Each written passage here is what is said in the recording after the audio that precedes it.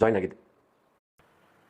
Jnanagangotri test series ಬಗ್ಗೆ ನಾನು ನಿಮಗೆಲ್ಲ ಹೇಳಬೇಕು, ನನ್ನ ಅನುಭವಗಳನ್ನು ನಾನು ನಿಮ್ಮ ಜೊತೆ ಹಂಚಿಕೊಳ್ಳಬೇಕು. ಯಾಕಂದರೆ ನನಗೆ ನನ್ನ ಜೀವನದಲ್ಲಿ ಆದ ಅನುಭವ. ಸ್ಟಾರ್ಟಿಂಗಲ್ಲಿ ನಾನು ಗಂಗೋತ್ರಿಗೆ ಬಂದು ಸುರೇಶ್ ಸರ್ ಜೊತೆ ಮೀಟ್ ಮಾಡಿ ಫೀಸ್ ಬಗ್ಗೆ ಮಾತಾಡಿದೆ. ಫೀಸದ್ದು ಏನು ತಲೆ ಕೆಡಿಸ್ಕೋಬೇಡ್ರಿ, ನೀವು ಅಟೆಂಡ್ ಮಾಡಿ ಟೆಸ್ಟ್ ಸೀರೀಸ್ ತೊಗೊಳ್ರಿ, ಅಟೆಂಡ್ ಮಾಡಿ, ಫೀಸ್ ಬಗ್ಗೆ ಏನು ಮಾಡಬೇಡಿ, ನಿಮ್ಗೆ ಎಷ್ಟು ಇದು ಆಗುತ್ತೋ ಅದು ಅಂತ ನನ್ನ ಜೊತೆ ಇನ್ನೊಬ್ಬ ಸ್ನೇಹಿತರನ್ನು ಕರ್ಕೊಂಡ್ಬಂದಿದ್ದೆ, ಅವ್ರಿಗೂ ಜಾಯ್ನ್ ಆಗಿದ್ದೀವಿ.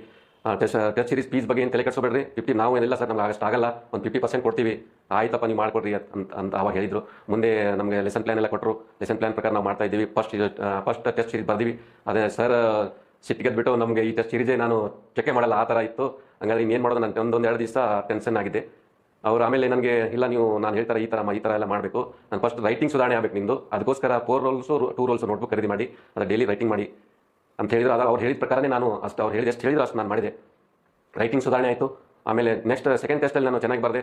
ಅದರಲ್ಲಿ ಏನೋ ಮಿಸ್ಟೇಕ್ ಆಗಿತ್ತು, ನಮ್ಮನ್ನು ಕೂತ್ಕೊಂಡು ಹೇಳ್ತಿದ್ರು, ಇದನ್ನು ಬರೀಬೇಕು, ಇದನ್ನು ಬರೀಬಾರ್ದು, ಹಿಂಗೆಷ್ಟು ಫುಲ್ ಸ್ಟಾಪ್ ಇಲ್ಲಿ ಕೊಡಬೇಕು, ಇಲ್ಲಿ ಇದು ಮಾಡಬೇಕು, ಸೆಂಟೆನ್ಸ್ ಇಂಗ್ಲೀಷ್ ಟು ಕನ್ನಡ ಹೆಂಗೆ ಮಾಡಬೇಕು, ಕನ್ನಡ ಟು ಇಂಗ್ಲೀಷ್ ಹೆಂಗೆ ಮಾಡಬೇಕು, ಪ್ರೆಸ್ ಹೆಂಗೆ ಬರೀಬೇಕು, ಎಷ್ಟು ಲೈನ್ ಇರಬೇಕು, ಎಷ್ಟು ವರ್ಡ್ಸ್ ಇರಬೇಕು, ಇದನ್ನೆಲ್ಲ ನಮಗೆ ಸುವಿಸ್ತಾರವಾಗಿ ಕೂತ್ಕೊಂಡು ನಮಗೆ ಹೇಳ್ತಾ ಇದ್ರು.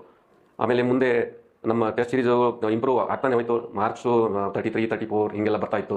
ಅದು ಅವರು ಮತ್ತೆ ಹೇಳ್ತಿದ್ರು, ಇನ್ನೂ ಆಗಬೇಕು, ನಿಮ್ಮ 40 ಮೇಲೆ ಆಗಬೇಕು ಅಂತ ನಮ್ಗೆ ಹಂಗೆ ಮೋಟಿವೇಟ್ ಮಾಡ್ತಾಯಿದ್ರು. ಆಮೇಲೆ ಟೆಸ್ಟ್ ಸೀರೀಸ್ ನಮಗೆ ಯಾವಾಗ ಅವಕಾಶ ಇತ್ತು ಆವಾಗೆಲ್ಲ ನಾವು ಬಂದು ಟೆಸ್ಟ್ ಸೀರೀಸ್ ಕೊಟ್ಟು ಆವಾಗಲೇ ಎವ್ಯಾಲ್ಯೂಯೇಷನ್ ಮಾಡ್ಕೊಂಡು ಹೋಗ್ತಾ ಇದ್ದೀವಿ. ಒಂದ್ಸಲ ಏನಾಯ್ತು ಅಂದರೆ ಸಂಡೇ ರಜಾನೂ ಇತ್ತು, ಎಲ್ಲ ಇತ್ತು, ನಮಗೆ ಬಿಡುವಿರಲಿಲ್ಲ, ನಾವು ಓದ್ತಾ ಇದ್ದೀವಿ. ಇಲ್ಲ ಇವತ್ತು ಸಾಯಂಕಾಲ ಹೋಗ್ಬೇಕಂತ 9 ಗಂಟೆಗೆ ಬಂದು ಸರ್ ನಾವು ಟೆಸ್ಟ್ ಸೀರೀಸ್ ಕೊಡಲೇಬೇಕು ಅಂದೆ. ಸರ್ ಹಿಂಗೇನು ಎಲ್ಲ ಕ್ಲೋಸ್ ಮಾಡಿ ಹೋಗ್ತಾ ಇದ್ರು ಊರ ಕಡೆ ಮನೆಗೆ.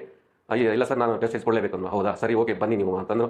ಟೆಸ್ಟ್ ಸೀರೀಸ್ ಎಲ್ಲ ನಾನು ಬರೆಯೋದು ವೇಟ್ ಮಾಡಿ, ಮುಗಿದ ಮೇಲೆ ವ್ಯಾಲ್ಯೂಯೇಷನ್ ಮಾಡಿ, ಕರೆಕ್ಷನ್ ಎಲ್ಲ ಮಾಡಿ, ಇದು ಇಷ್ಟು ಹಿಂಗೆಲ್ಲ ಹೇಳಿ ಆಮೇಲೆ ಅವರು ಎಲ್ಲ ಮುಗಿಸಿದ ಮೇಲೆ ಮನೆಗೆ ಹೋದ್ರು. ಅವತ್ತು ಹಿಂಗೆಲ್ಲ ನಮಗೆ ಗೈಡೆನ್ಸು ಮೋಟಿವೇಶನ್ ಮಾಡಿದ್ದು ನಾವು ಎಂದೂ ಮರೆಯೋಕ್ಕಾಗಲ್ಲ.